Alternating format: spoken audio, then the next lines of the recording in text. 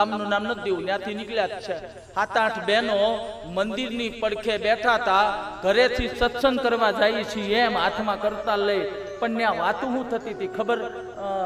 મારી હોવે છે ને મારું કાંઈ માનતી જ નથી, એટલે તમારા ઘરના ગોહા, ઘરનો કકલાટ ન્યા ઉભો ન કરો, ન્યા વાદ વિવાદ ન કરો ને.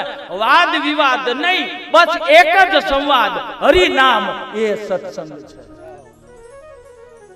બસ બીજું મૂંગું થઈ જવાનું.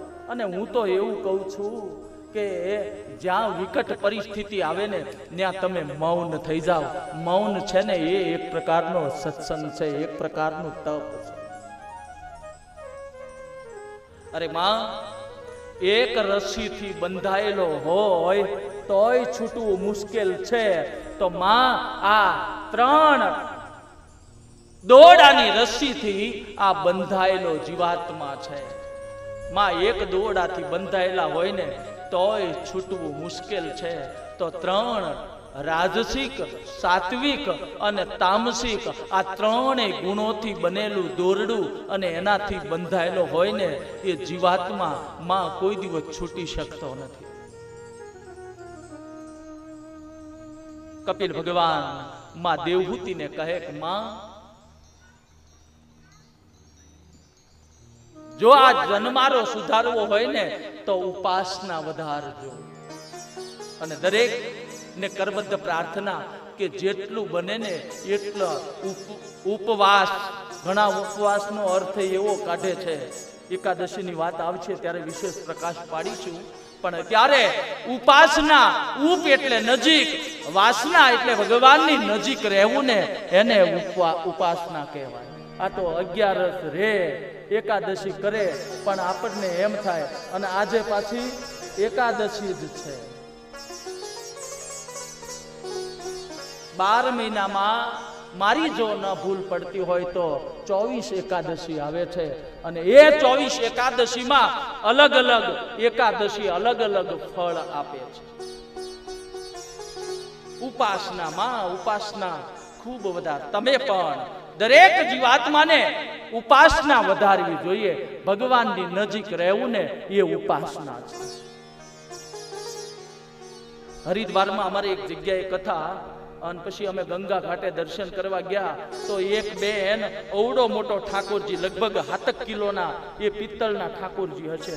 હવે પિત્તળના ઠાકોરજી એનું હું તમને, તમારી શ્રદ્ધા કેવી છે અને કેવું ફળ મળે ને એના માટે હું તમને દાખલો આપું છું, પણ આ વાત પૂરી કરી લો. અવડા મોટા ઠાકોરજી અને એવું સુંદર મજાનું આમ સાફો પહેરાવેલો, જાણે પોતાના બાળકને સાફો પહેરાવેલો હોય ને એવો સુંદર મજાનો સાફો પહેરાવેલો, અવડું પિત્તળનું સિંહાસન કરેલું, અને હાથમાં જ્યાં જાય ને પહેલા મેં ખાસ નિરીક્ષણ કર્યું છે કે ગંગાના ઘાટ ઉપર એ પિત્તળનું સિંહાસન હતું, એ મૂક્યું, પહેલા ઠાકોરજીને સ્નાન કરાવ્યું, રૂમાલથી લૂછ્યું, પછી ઠાકોરજીને વિરાજિત કર્યા, અને ઈ બેને ઠાકોરજીને કીધું, ઠાકોરજી હવે તમે બેસો, હું નાઈ લઉં. આ શ્રદ્ધા છે. શ્રદ્ધા શું ન કરી શકે? એના માટે એક બા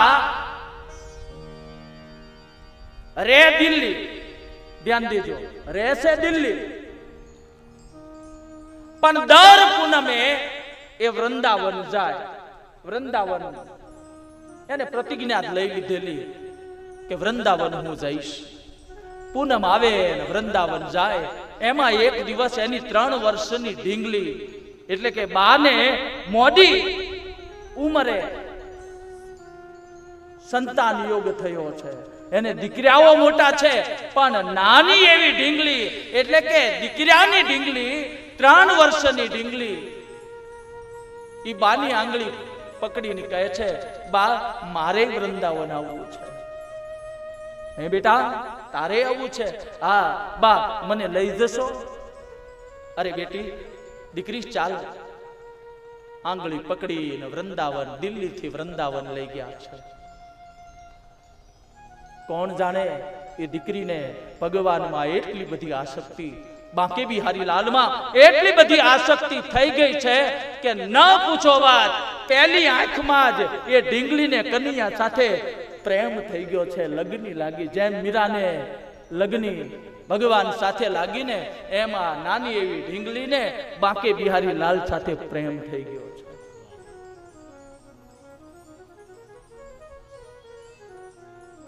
ત્યારે ને ત્યારે એ ઢીંગલીએ ભગવાનને કહી દીધું છે, બાંકે બિહારી લાલને હાથ જોડી કાલી ગેલી ભાષામાં, હે બાંકે બિહારી લાલ, હું જ્યાં સુધી જીવીશ ને મારો શ્વાસા ઓહમ સોહમ, આવન જાવન એટલે શ્વાસા આવે અને જાય, એટલે જ્યાં સુધી મારા પ્રાણ રહેશે, જ્યાં સુધી શરીરની ચેતના રહેશે ને ત્યાં સુધી એકે પૂનમ હું પડવા નહીં દઉં.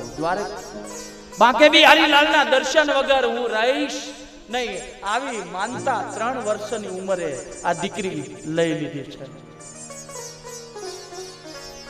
અને પછી તો પૂનમ આવે અને આંગળી પકડી ધીમે ધીમે દીકરાને વધતા વાર લાગે, પણ દીકરીને વધતા વાર લાગતી આજની આ દીકરી જોજો જોત જોતામાં મોટી થઈ જશે. આજની આ ઢીંગલી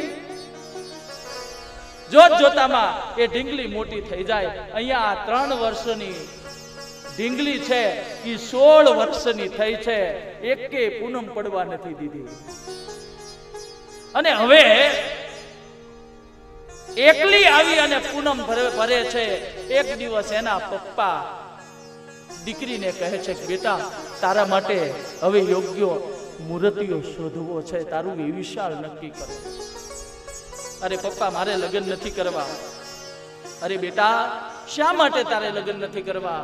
અરે પપ્પા, તમે કદાચ મારા લગ્ન કરો અને મારા પતિ મને વૃંદાવન જવા ન દે તો? આ બધું એમ નથી થતું, રંગે રંગાઈ ગયા હોય ને ત્યારે જ આ બધું શક્ય બને છે. અરે બેટા, આપણે પહેલેથી જ નક્કી કરશું કે જે મૂર્તિઓ એટલે કે જેની સાથે નક્કી કરીએ ને ત્યાં આપણે અગાઉ વાત કરી લેશું. અરે પપ્પા, તો તમને છૂટી. અરે મારે ઘર બાર નથી જોવા, મારે નારાયણ નથી જોવા, બસ એટલી વાત કરજો, મને પૂનમને દિવસે વૃંદાવન જવા દેવા જોઈએ, ત્યાં મારું પાણી ગ્રહણ કરાવી દેશે. સારું બેટા, ધીમે ધીમે ધીમે કરતા 16 વર્ષની ઉંમરે વેવિશાળ જોવાનું નક્કી કર્યું. એ 17મા વર્ષે એનું વેવિશાળ 1 વર્ષ દિવસમાં યોગ્ય જગ્યાએ એનું વેવિશાળ નક્કી કર્યું છે. અને એ દીકરીએ પોતાના પતિને પણ વૃંદાવન બિહારી લાલના આસક્ત કર્યા છે. 5 વર્ષની બોલી છે.